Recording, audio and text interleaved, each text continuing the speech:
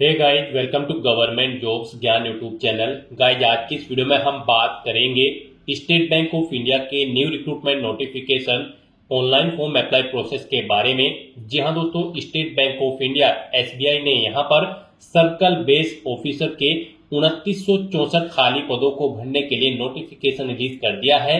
कैसे आप इस भर्ती में पार्टिसिपेट करने के लिए अपने फॉर्म अप्लाई कर सकते हो बिना कोई मिस्टेक किए हुए, इसकी पूरी जानकारी हम आपको स्टेप बाय स्टेप रजिस्ट्रेशन से लेकर प्रिंट तक इस वीडियो में देंगे। बस आपको इस वीडियो को स्किप के बिना शुरू से लेकर एंड तक देखना है। उसके बाद वीडियो पसंद आए तो इसे लाइक और शेयर कर दें। चैनल पर नए हो तो इसे सब्सक्राइब कर लें। साथ ही साथ आपको फॉर्म अप्लाई करते हुए जो जो भी प्रॉब्लम फेस हो रही है उन सभी का हल आपको इस वीडियो में मिल जाएगा। और हम आपको ये भी बताएंगे कि कौन सी वो कॉमन मिस्टेक है जिसे करने से आपका एप्लीकेशन फॉर्म रिजेक्ट हो सकता है। तो आपको उस मिस्टेक को अवॉइड करते हुए अपना फॉर्म अप्लाई करना है। यहाँ पर पूरी जानकारी आपको दी जाएगी, जैसे कि कैसे आप अपनी एजुकेशनल क्वालिफिकेशन की डिटेल दे सकते हो, कैसे आपको अपने डॉक्यूमेंट अपलोड करने हैं, कौन सा डॉक्यूमेंट आपको कितने केबी में अपलोड करना है, कैसे आपको अपना फोटो सिग्नेचर यहाँ पर अपलोड करने हैं। पूरी जानकारी आपको इस वीडियो में मिलेगी। बस आपको एंड तक हमारे साथ इस वीडियो में बने रहना है। तो बिना कोई वक्त गंवाए चलिए शुरू करते हैं। आपको इस वीडियो के डिस्क्रिप्शन बॉक्स में हमारी वेबसाइट IND-sarkari-naukri.in के इस पेज का लिंक मिल जाएगा। यहाँ पर आपको इस भर्ती के रिगार्डिंग सभी डिटेल्स प्रोवाइड कर दी गई है। State Bank of India SBI ने सर्कल बेस ऑफिसर सीबीओ के 2964 खाली पदों को भरने के लिए नोटिफिकेशन रिलीज कर दिया है। यहाँ पर 2600 वैकेंसीज रेगुलर हैं और 364 वैकेंसीज बैकलॉग की है। तो टोटल 2964 वैकेंसीज है, जिनके लिए आप 9 मई 2025 से 29 मई 2025 तक अपने फॉर्म अप्लाई कर सकते हो। यहाँ पर 21 से 30 साल आपकी आयु सीमा रखी गई है। जनरल ओबीसी ईडब्ल्यूएस के लिए 750 फीस है। SC ST PH कैंडिडेट के लिए फीस नहीं है, बिल्कुल free of cost way apply कर सकते हैं। आप ऑल इंडिया से ऑनलाइन अप्लाई कर सकते हो। उसके लिए आपको इस पेज को नीचे स्क्रॉल डाउन करते हुए इंपोर्टेंट लिंक सेक्शन में आना है। ऑफिशियल नोटिफिकेशन PDF लिंक पर क्लिक करके इस भर्ती के नोटिफिकेशन को ओपन कर लेना है और इसमें से आपको पूरी डिटेल रीड कर लेनी है। यहाँ पर आपको सभी डिटेल्स प्रोवाइड कर दी गई है, जैसे कि क्या पोस्ट का नाम है, कितनी उसके लिए नंबर ऑफ वैकेंसीज है, कौन से सर्कल में कितनी वैकेंसीज है, कौन सी कैटेगरी के लिए, यहाँ पर रेगुलर वैकेंसीज कितनी है और बैकलॉग वैकेंसीज कितनी है। पूरी जानकारी यहाँ पर आपको प्रोवाइड कर दी गई है। यहाँ से आप चेकआउट कर सकते हो। 2600 यहाँ पर रेगुलर वैकेंसीज है और 364 वैकेंसीज बैकलॉग की है। यहाँ पर आपको एजुकेशनल क्वालिफिकेशन की पूरी डिटेल प्रोवाइड कराई है। पूरा आपका एलिजिबिलिटी क्राइटेरिया क्या होना चाहिए इसकी डिटेल दे दी गई है। कैसे आप अप्लाई कर सकते हो, कब से कब तक आप अप्लाई कर सकते हो, पूरी जानकारी आपको इस नोटिफिकेशन में दे दी गई है। आप सभी डिटेल्स यहाँ से रीड आउट करें, उसके बाद अपने फॉर्म अप्लाई कर ले। फॉर्म अप्लाई करने के लिए भी आपको हमारी वेबसाइट के इसी पेज पर ही अप्लाई ऑनलाइन का लिंक दिया गया है।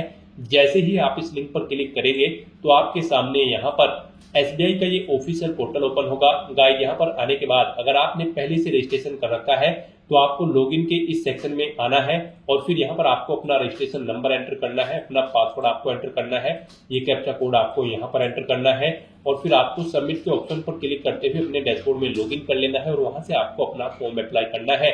और गाइज, अगर आप इस भर्ती के लिए फर्स्ट टाइम अप्लाई करने जा रहे हो तो सबसे पहले यहाँ पर आपको अपना रजिस्ट्रेशन करना होगा। उसके लिए आपको click here for new registration की टैब दी गई है, आप इस पर क्लिक करें। आपके सामने रजिस्ट्रेशन का फॉर्म ओपन होगा। यहाँ पर आपको अपनी बेसिक इन्फॉर्मेशन प्रोवाइड करते हुए अपना रजिस्ट्रेशन करना है। सबसे पहले यहाँ पर आपको अपना फर्स्ट नेम एंटर करना है, उसे एक बार फिर से एंटर करके कंफर्म कर लेना है।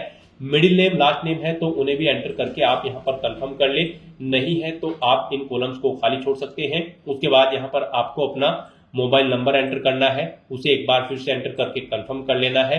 कोई अल्टरनेट मोबाइल नंबर है तो वो यहाँ पर आप एंटर कर दे, नहीं है तो इस कॉलम को खाली छोड़ दें। उसके बाद यहाँ पर आपको अपनी ईमेल आईडी के शुरू के कैरेक्टर एंटर करने हैं और फिर यहाँ पर आपको सेकंड कॉलम में से डोमेन नेम सिलेक्ट कर लेना है, जैसे कि @gmail, हॉटमेल, जिस पर भी आपकी ईमेल आईडी है वो डोमेन यहाँ पर आपको सिलेक्ट कर लेना है। फिर आपको वही email ID, complete email ID आपको यहाँ पर टाइप करनी है। ये सिक्योरिटी कोड आपको इस बॉक्स में एंटर करना है और उसके बाद गाइज आपको सेव एंड नेक्स्ट के ऑप्शन पर क्लिक कर देना है। नेक्स्ट आपको एक रजिस्ट्रेशन नंबर और पासवर्ड प्रोवाइड कर दिया गया है। वही रजिस्ट्रेशन नंबर और पासवर्ड आपके रजिस्टर्ड मोबाइल नंबर और ईमेल आईडी पर भी सबमिट कर दिया गया है। आपको उसे केयरफुली नोट डाउन करके रख लेना है फ्यूचर यूज के लिए। और यहाँ पर अब आपको अपना फोटो अपलोड करना है, रिसेंट पासपोर्ट साइज फोटो, और उसके बाद आपको अपना फोटो यहाँ पर लाइव कैप्चर करना है और फिर आपको अपने सिग्नेचर यहाँ पर अपलोड करने हैं। इनके लिए आपको गाइडलाइन दी गई है। आपको यहाँ पर guideline for scanning the photograph and signature का लिंक दिया गया है। आपको इस लिंक पर क्लिक करना है और इन डॉक्यूमेंट्स को अपलोड करने से पहले आपको गाइडलाइन रीड कर लेनी है। अगर आप दी गई गाइडलाइन के अकॉर्डिंग अपने डॉक्यूमेंट अपलोड नहीं करेंगे तो आपका एप्लीकेशन फॉर्म यहाँ पर रिजेक्ट हो सकता है। यही वो कॉमन मिस्टेक है जिसे करने से आपका एप्लीकेशन फॉर्म रिजेक्ट हो सकता है। यहाँ पर आपका जो फोटो होगा वो 4.5 सेंटीमीटर इंटू 3.5 सेंटीमीटर होना चाहिए, लेटेस्ट पासपोर्ट साइज फोटो, और उसका साइज 20 KB से 50 KB के बीच में होना चाहिए। सिग्नेचर यहाँ पर आपके 10 KB से 20 KB के बीच में होने चाहिए। डायमेंशन उनकी 140 इंटू 60 पिक्सल होनी चाहिए। तो यहाँ पर आपको दी गई गाइडलाइन के अकॉर्डिंग अपने डॉक्यूमेंट अपलोड करने हैं। यहाँ पर आने के बाद आपको चूज फाइल बटन पर क्लिक करना है, अपना फोटो सेलेक्ट करना है और उसे यहाँ पर अपलोड कर देना है। फिर यहाँ पर गाइस आपको कैप्चर फोटो के ऑप्शन पर क्लिक करके अपना लाइव फोटो अपने वेब कैमरा से या फिर मोबाइल फोन से कैप्चर कर लेना है, या फिर आप क्लिक है टू स्कैन के ऑप्शन पर क्लिक करके यहाँ पर ये QR कोड स्कैन कर ले और फिर अपना फोटो यहाँ पर आप कैप्चर कर ले। और उसके बाद यहाँ पर आपको अपने सिग्नेचर अपलोड करने हैं। उसके लिए भी आपको चूज फाइल के ऑप्शन पर क्लिक करना है, फाइल को सिलेक्ट करना है और अपने सिग्नेचर को यहाँ पर आपको अपलोड कर देना है। और उसके बाद गाइस आपको इन चेक बॉक्सेस को ओके करना है और फिर उसके बाद आपको नेक्स्ट के इस ऑप्शन पर क्लिक कर देना है। नेक्स्ट आपके सामने कुछ इस तरह से इंटरफेस ओपन होगा। अब यहाँ पर आपको अपनी बेसिक डिटेल देनी है, क्वालिफिकेशन, एक्सपीरियंस और लैंग्वेजेस की डिटेल देनी है। तो यहाँ पर सबसे पहले आपको अपना सर्कल सेलेक्ट करना है, जिस सर्कल के लिए आप अप्लाई करना चाह रहे हैं। उसके बाद यहाँ पर आपसे पूछा गया है कि क्या आप जिस सर्कल के लिए अप्लाई कर रहे हैं उसकी लोकल लैंग्वेज जानते हैं। यहाँ पर उस सर्कल की लैंग्वेज आपको शो कर दी जाएगी, तो यहाँ पर आपको लैंग्वेज सिलेक्ट कर लेनी है। फिर यहाँ पर आपसे पूछा गया है आपके पास 10वीं या फिर 12वीं में आपने जो ये लोकल लैंग्वेज सिलेक्ट की है ये एक सब्जेक्ट के रूप में थी, तो यहाँ पर आपको यस ऑप्शन सिलेक्ट करना है। उसके बाद आपको अपनी कैटेगरी सिलेक्ट कर लेनी है। फिर यहाँ पर आपसे पूछा गया है अगर आप रिजर्व कैटेगरी से बिलोंग करते हो तो फिर यहाँ पर आपको अपनी सब कास्ट एंटर कर देनी है। उसके बाद गाइस यहाँ पर आपसे पूछा गया है कि क्या आप PWBD कैंडिडेट है और आपकी डिसेबिलिटी 40% से अबव है। अगर है तो आप यस ऑप्शन सिलेक्ट करें, अपनी डिसेबिलिटी का टाइप सिलेक्ट करें और फिर उसकी डिटेल यहाँ पर दें। और अगर आप PWBD कैंडिडेट नहीं हो तो यहाँ पर आपको नो ऑप्शन सिलेक्ट करना है। उसके बाद आपको इस पेज को नीचे स्क्रॉल डाउन करना है। फिर यहाँ पर आपसे पूछा गया है कि क्या आप person with a specified disability cover करते हैं under the definition of section 2SK। अगर करते हैं तो यस करें, नहीं तो नो ऑप्शन सिलेक्ट कर लें। उसके बाद यहाँ पर आपसे पूछा गया है कि क्या आप माइनॉरिटी कम्युनिटी के अंतर्गत आते हैं। अगर आते हैं तो यस करें, नहीं तो नो ऑप्शन सिलेक्ट करें। अपनी नेशनलिटी यहाँ पर आपको ऑटोमेटिकली फिर मिल जाएगी इंडियन। फिर यहाँ पर आपसे पूछा गया कि क्या आप एक्स सर्विसमैन है। अगर है तो यस करें, नहीं तो नो ऑप्शन सेलेक्ट करें। अगर यस ऑप्शन सेलेक्ट करते हैं तो फिर आपको अपनी सर्विस का पीरियड यहाँ पर मंथ्स में एंटर करना होगा, नहीं है तो आप नो ऑप्शन सेलेक्ट कर लें। फिर यहाँ पर आपसे पूछा गया कि क्या आप किसी कमर्शियल बैंक में कार्यरत है, शेड्यूल्ड वर्कर है। अगर है तो यहाँ पर आप यस करें, नहीं तो नो ऑप्शन सेलेक्ट कर ले। उसके बाद आपसे पूछा गया कि क्या आप ऑलरेडी SBI में क्लर्क या फिर सुपरवाइजरी कैडरी पर कार्यरत हैं। अगर है तो यस करें, नहीं तो नो ऑप्शन सेलेक्ट करें। उसके बाद आपसे पूछा गया कि क्या आप अर्लियर एम्प्लॉय हैं स्टेट बैंक ऑफ इंडिया या फिर इसके एसोसिएट बैंक्स में। अगर हैं तो यस करें, नहीं तो नो ऑप्शन सेलेक्ट कर लें। उसके बाद आपसे पूछा गया कि क्या आप अर्लियर एम्प्लॉय हैं SBI के किसी भी रीजनल के बैंक के सर्कल क्लरिकल कैडरे पर। अगर है तो यस करें, नहीं तो नो ऑप्शन सेलेक्ट करें। फिर यहाँ पर आपसे पूछा गया कि क्या आपकी कैरेक्टर से रिलेटेड कभी कोई रिपोर्ट की गई है। अगर की गई है तो यस करें, नहीं तो आप नो ऑप्शन सेलेक्ट करें।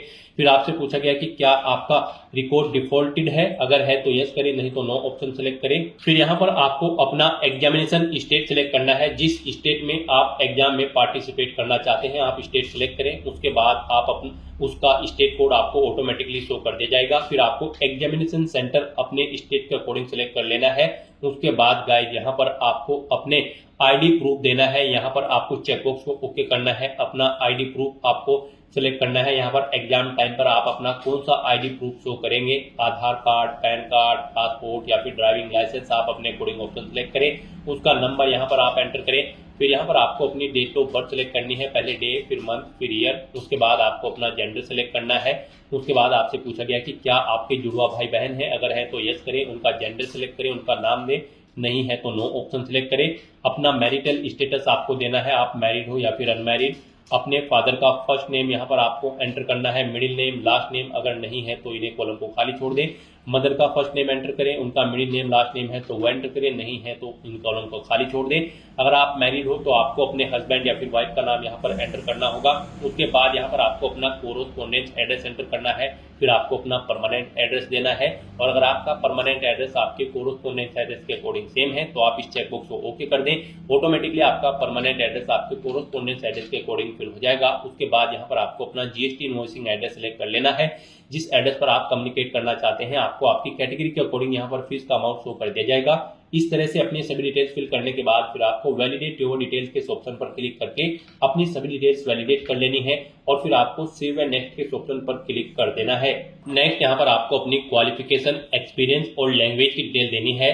इस भर्ती में पार्टिसिपेट करने के लिए आपके पास ग्रेजुएट डिग्री होनी जरूरी है किसी भी रिलेवेंट डिसिप्लिन के अंतर्गत, प्लस आपको 2 साल का वर्किंग एक्सपीरियंस होना चाहिए सेंट्रल बेस्ड ऑफिसर की पोस्ट के लिए और आपको लोकल लैंग्वेज की नॉलेज होनी चाहिए। जिस सर्कल के लिए आप अप्लाई कर रहे हैं उसकी लोकल लैंग्वेज आपको रीड, राइट और स्पीक करनी आनी चाहिए। तो यहाँ पर अब आपको अपनी क्वालिफिकेशन की डिटेल देनी है। इसमें सबसे पहले आपको अपनी ग्रेजुएशन की डिटेल देनी है। यहाँ पर सबसे पहले आपको अपनी स्ट्रीम सेलेक्ट करनी है जिसमें आपने अपनी ग्रेजुएशन कंप्लीट की है। उसके बाद यहाँ पर आपको कॉलेज या फिर यूनिवर्सिटी का नाम देना है जिससे आपने अपनी ग्रेजुएशन या फिर इसके इक्विवेलेंट डिग्री पास आउट की है। पासिंग डेट यहाँ पर आपको सिलेक्ट करनी है। मार्क्स की परसेंटेज अपनी देनी है। फिर आपको बताना है आपकी फर्स्ट क्लास है, सेकंड है या फिर अदर, आप अपने अकॉर्डिंग यहाँ पर ऑप्शन सिलेक्ट करें। उसके बाद अगर आपने इंटीग्रेटेड ड्यूल डिग्री कर रखी है तो उसकी डिटेल भी आप ऐसे ही दे सकते हैं। पोस्ट ग्रेजुएशन या फिर कोई प्रोफेशनल क्वालिफिकेशन या फिर कोई अन्य क्वालिफिकेशन कर रखी है तो उसकी डिटेल भी आप यहाँ पर सेम ऐसे ही प्रोवाइड कर सकते हैं। उसके बाद आपसे पूछा गया कि क्या आपको यहाँ पर मिनिमम 2 साल का एक्सपीरियंस है सर्कल बेस्ड ऑफिसर की पोस्ट के लिए, तो यहाँ पर आपको यस ऑप्शन सिलेक्ट करना है और फिर आपको अपने एक्सपीरियंस की डिटेल यहाँ पर देनी है। सबसे पहले यहाँ पर आपको अपना नाम देना है, फिर आपको डेजिग्नेशन देनी है, किस डेजिग्नेशन पर आप कार्यरत थे, कब से कब तक आप कार्यरत थे, वो डे मंथ ईयर आपको यहाँ पर सिलेक्ट कर लेने हैं। नेचर ऑफ ड्यूटी देनी है। जॉब अगर आप छोड़ चुके हैं तो उसे छोड़ने का यहाँ पर आपको कारण देना है। इन डेट्स के अकॉर्डिंग यहाँ पर आपका एक्सपीरियंस कैलकुलेट करके आपको शो कर दिया जाएगा मंथ्स में। और उसके बाद अगर आपको इतनी ज्यादा जगह वर्किंग एक्सपीरियंस है तो आप यहाँ पर ऐड मोर के ऑप्शन पर क्लिक करें। एक और रो सेम ऐसी ही यहाँ पर ऐड हो जाएगी और आप उसमें अपने एक्सपीरियंस की डिटेल प्रोवाइड कर सकते हैं। रिमूव करना चाहते हैं तो आप रिमूव के ऑप्शन पर क्लिक करके रिमूव कर सकते हैं। उसके बाद आपसे पूछा गया कि क्या आप प्री एग्जाम ट्रेनिंग लेने के इच्छुक हैं, अगर है तो यस ऑप्शन सिलेक्ट करें।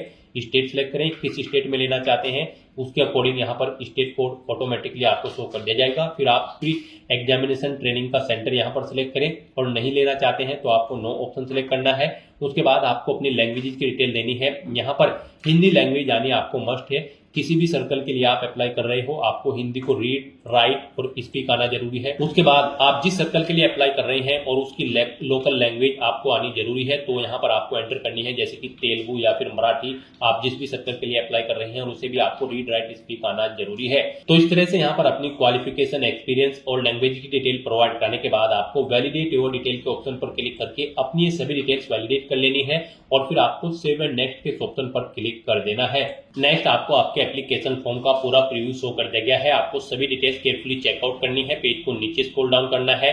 डिक्लेरेशन के सेक्शन में इस चेकबॉक्स को ओके करना है और उसके बाद आपको यहाँ पर कंप्लीट रजिस्ट्रेशन के इस ऑप्शन पर क्लिक कर देना है।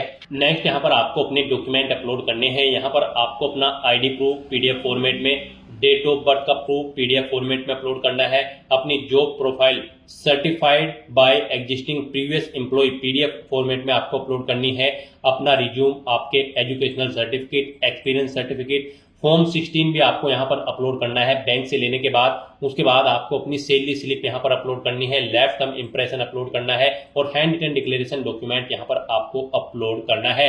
इनके सामने यहाँ पर आपको बता दिया गया है कौन सा डॉक्यूमेंट किस फॉर्मेट में यहाँ पर अपलोड होगा। यहाँ पर आपका लेफ्ट थंब इंप्रेशन और handwritten declaration document JPG या फिर जेपीजी फॉर्मेट में अपलोड होगा। बाकी के सब डॉक्यूमेंट यहाँ पर आपके पीडीएफ फॉर्मेट में होने चाहिए। इनके लिए भी आपको गाइडलाइन दी गई है। आपको गाइडलाइन फॉर डॉक्यूमेंट अपलोड के लिंक पर क्लिक करना है। आपके सामने ये पीडीएफ ओपन होगी।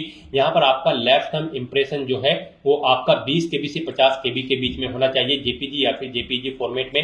हैंड रिटन डिक्लेरेशन जो डॉक्यूमेंट होगा वो आपका 50 केबी से 100 केबी के बीच में होना चाहिए जेपीजी या फिर जेपीईजी फॉर्मेट में। बाकी के डॉक्यूमेंट यहाँ पर आपके पीडीएफ फॉर्मेट में होने चाहिए। तो इस तरह से यहाँ पर आपको अपने सभी डॉक्यूमेंट्स 1 बाय 1 करके अपलोड करने हैं। उसके लिए गाइस यहाँ पर आपको चूज फाइल के बटन पर क्लिक करना है, फाइल्स को सिलेक्ट कर लेना है और 1 बाय 1 करके आपको अपने सभी डॉक्यूमेंट्स को यहाँ पर आपको अपलोड कर देना है।